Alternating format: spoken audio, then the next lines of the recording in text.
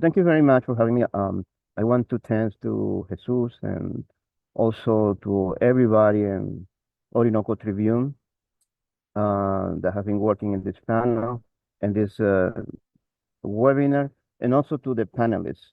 Thank you very much, guys, for your excellent work. I'm going to talk more about the Venezuelan opposition and a little bit about the election. So we have right now around 10 people registered as a candidate, but I want to mention some of them very briefly that are very, I will say, interesting characters. We have, for example, Javier Bertucci, who is a evangelist priest that has been running. This is I think, the second time that he has been running to be president of Venezuela. He's a rich man. He really had some resources, some properties in Miami and in other parts of the world. He's someone with a lot of resources, economy resources. We have someone like Claudio Fermin, who was a mayor of Caracas during, I would say, I'm not sure, but it was during Carlos Andrés Perez. And we have also Enrique Marquez, who is the right-wing candidate for the Communist Party of Venezuela. And we have, for course, President Maduro, and Manuel Rosales, who is the governor of the state of Zulia, has been running several times to be president of Venezuela. Then we had this very interesting character, Edmundo González Urrutia. So those are, in my opinion, the most important candidates right now. We need to know, and we need to really be conscious that the State Department is right in something. The elections in Venezuela are not fair and are not transparent. The candidate of the revolution is basically, and all his closer collaborators are in danger constantly by the State Department. They have been, for example, President Maduro in the last 6-9 months have been receiving some 6 different assassination attempts that have been neutralized by the Venezuelan government. Also, some of the closer people to the president have been receiving assassination attempts. Recently, we heard that from President Maduro, everybody mentioned this, the paramilitary group in Colombia, they're announcing that they received some signal from the right wing in Venezuela, asking the assistance to assassinate the Venezuelan president. And the United States also, at this moment that is very critical, is asking the Venezuelan president to open a dialogue few days before the elections, which means that obviously they know that Maduro will win the election. You don't want to talk to someone that is going to lose, that will be not winning. You want to talk to someone that will be winning the election.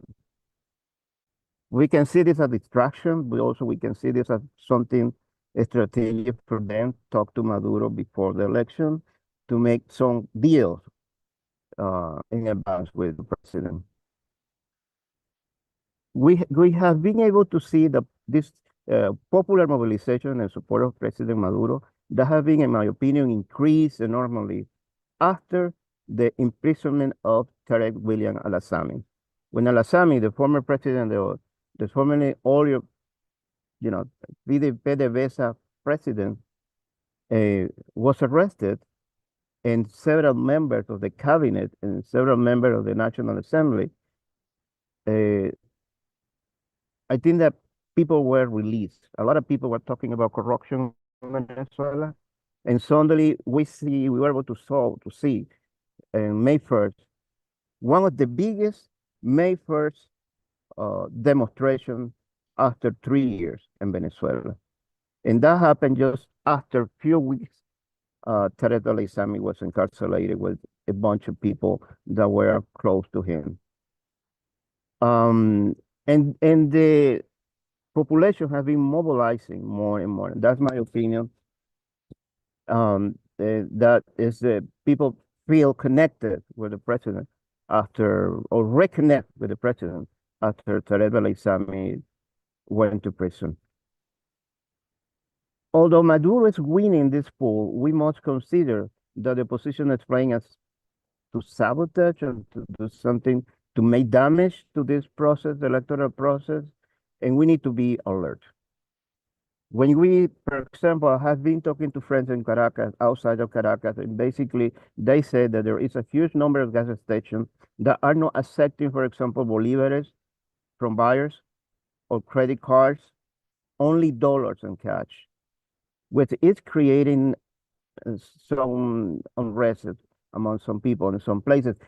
So we need to be alert with those things. And when people ask them why you, until when you will be requesting dollars to buy gasoline, they said until July 28th. So it's obviously that they are trying to sabotage in so many ways this electoral process. The most strange thing that's happening now is that Maria Corina Machado, knowing that she was disqualified, organized a fraudulent primary election, and then later named a candidate to replace her. Her name was Corina Lloris, who was disqualified for having dual citizenship on the part of her husband.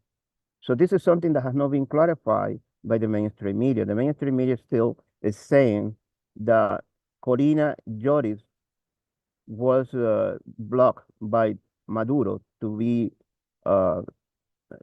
run for to be president in Venezuela. And then we know that Mundo González Urrutia, that is very close to Corina Machado, is the right wing candidate, participate in financing, logistically, in a brutal act in El Salvador, when he served as an official in the Venezuelan embassy in that country. And the time when Leopoldo Castillo, that everybody knows in Venezuela, was the ambassador at that time, and President Chavez called him El Matacura, because basically in those years, and also there are proofs and documents from 1976 that prove that González Urrutia entered in the Venezuelan embassy and being a CIA agent and helping with money and resources to the right wing El Salvador, and basically helping them in the entire massacres that were taking place at that time in El Salvador. There are all kinds of elements that prove his participation in the dirty war against Salvadorian people. And he was using Venezuelan embassy with resources from the CIA. Right now, is we have this.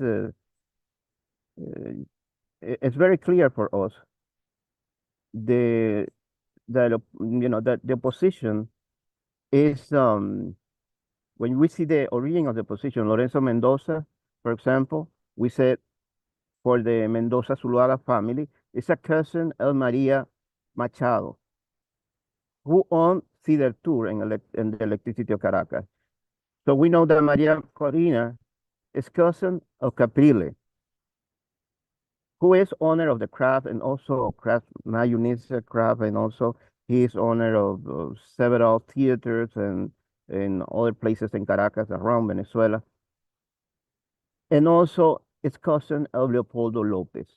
So we are talking about families that are connected. And basically, if we make a family tree of the politician, we will see that there is no political struggle in Venezuela. There is a class struggle. And we need to be concerned about this. It's always the same people. Maria Corina Machado, Zuluaga Mendoza, it's always the same people. And it's a clear class struggle that's taking place in Venezuela. Maria Corina Machado, we always have to say she's prohibited to run for treason because she in some way participate with the expropriation ex Citgo and Monómero. She helped to create the guarimbas She also has been calling for sanctions against Venezuelan people. She also has been working and promoting the scarcities and bachaqueos de alimentos in Venezuela. She also, his signature is in the Carmona decree when President Chavez was overthrown. She has been promoting the dark or the black dollar in Venezuela. She's also having asking paramilitary intervention from the United States. She also, was publicly supporting Guyana against Venezuela. And also, she sent a letter to Netanyahu 2 years ago requesting him a military support to overthrow the Venezuelan government. Everything is documented.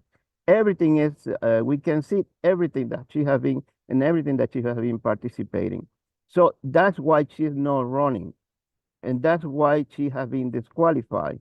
We have to be clear also that this is a very critical moment for the Venezuelan people. Venezuelan people have been suffering one of the most horrendous consequences of the sanctions that everybody has been mentioning here. Is the consequence of the sanctions. It has been resistant. It has been resistant from the bottom. It's very easy for someone that is president to resist because you can have still in the scarcity, have the resources. But for someone that is coming, for someone that is outside in the countryside, someone that is living with her job, daily work, that has to go out to work to get resources, it's extreme, especially during the 22, 19, and 18 when the sanctions were completely horrible against the Venezuelan people. I want to say that the victory that the Venezuelan government is taking right now is because the resistance of the popular power in Venezuela, the resistance of the commune, the resistance of the grassroots movement, Venezuelan grassroots movement, being able to confront these sanctions against the people and has been able to support to Venezuelan government despite all the economic sabotage that have been taking place in Venezuela. I just want to invite everybody to be alert this coming 28th and also to thank everybody for this great webinar. Thank you. I'm Michael Hudson. I'm appearing here for the International Manifesto Group. If you like this video and ones like it, please subscribe. For more information, go to the address on the screen.